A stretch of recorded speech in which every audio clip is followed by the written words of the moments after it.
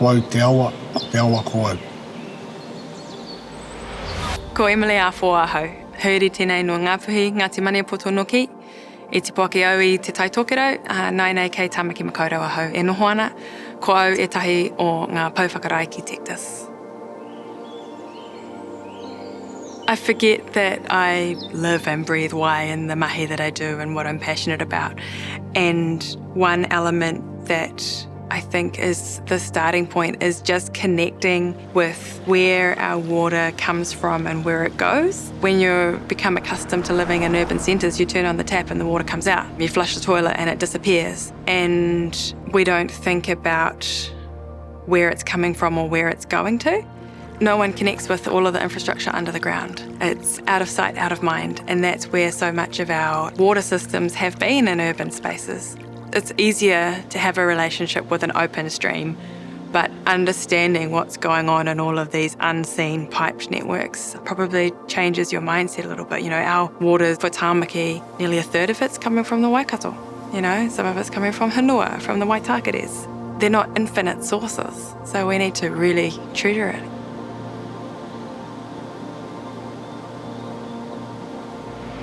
Ko mātangi reia mi tā ngārua I Yates Francis tōku ingoa, no Te Arawa teitanga maha ki rongo whakata me Ngāti Mane Potoa hau.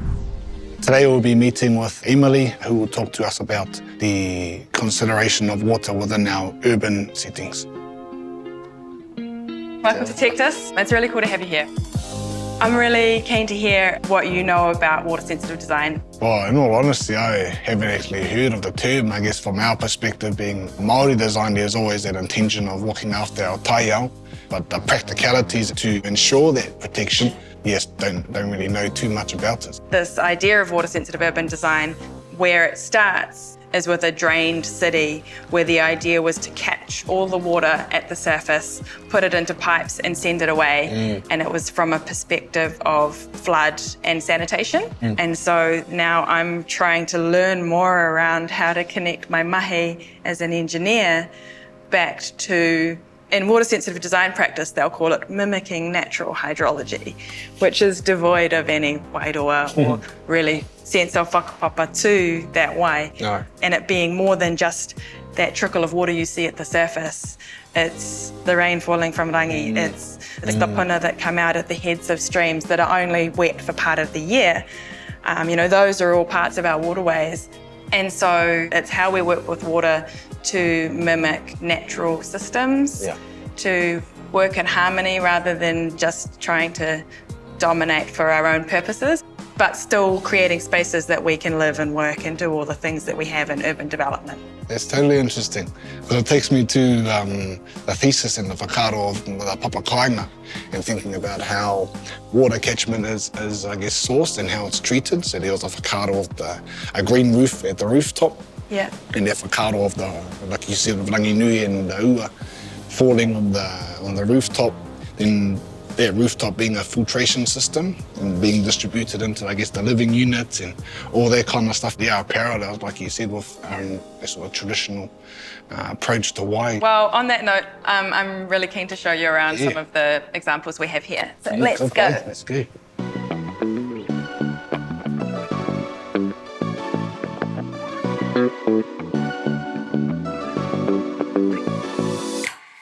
So what I really like about the design features down here are that these elements interact with the tide.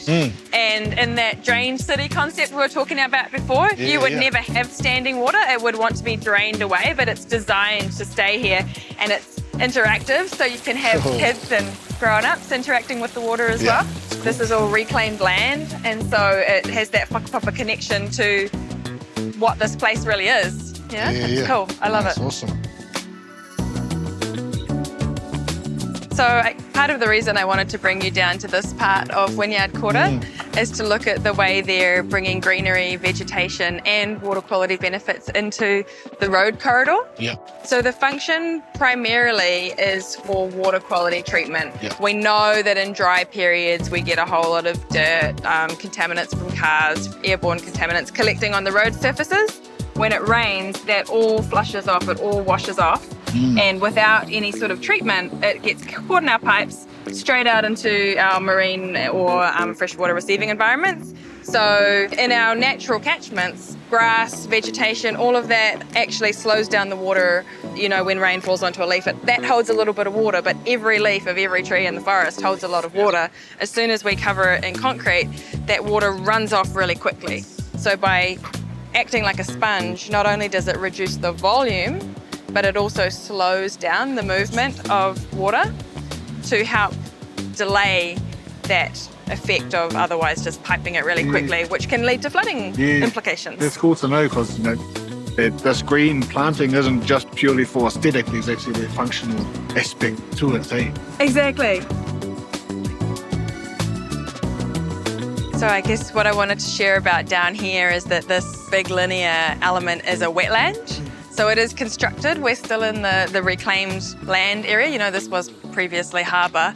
But what happens is all of the water that's caught in our pipes upstream comes down through this wetland and it gets water quality treatment. So you've got that water quality benefit. It's slowed down. Some of it's stored within these systems, evaporates back up.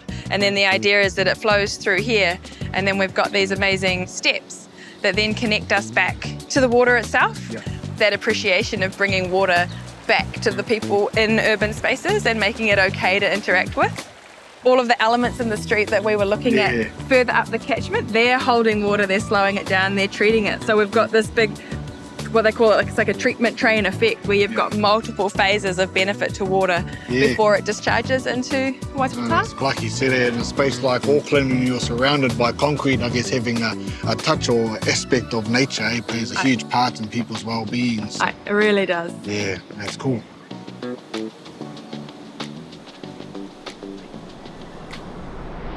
I guess upon reflection of today, and definitely opened my eyes into how we can better work with wai, but also thinking about Tūhononga and as a thesis as it currently stands, I guess inspires me possibly to maybe take that, learning a bit further and actually figure out how catchment systems, those filtration systems actually work practically and functionally.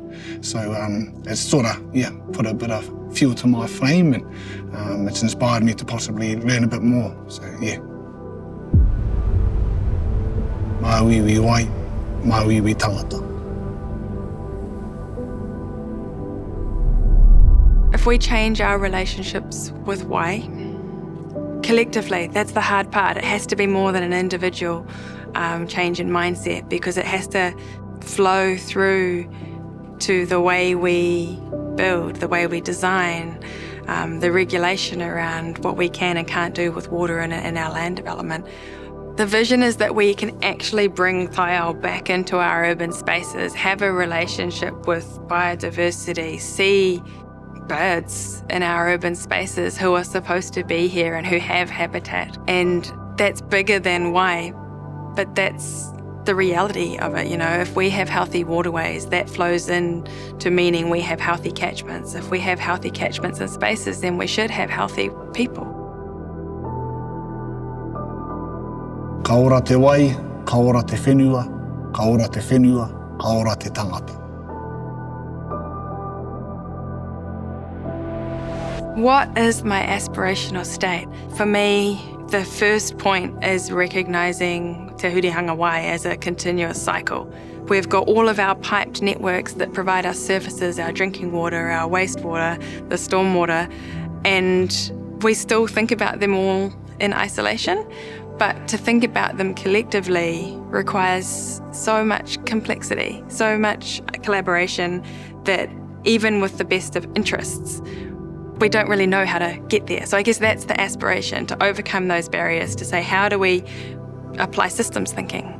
And what can we draw on from mātauranga, from our relational elements of wairua, all of these other elements that I feel like might be those keys to unlocking.